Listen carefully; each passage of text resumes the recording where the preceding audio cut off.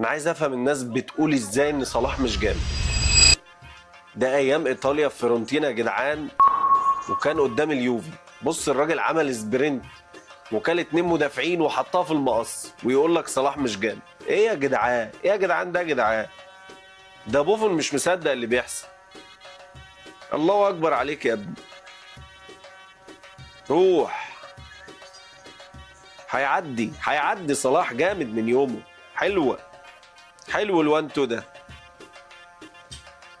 ده كل ده قدام اليوفي بس.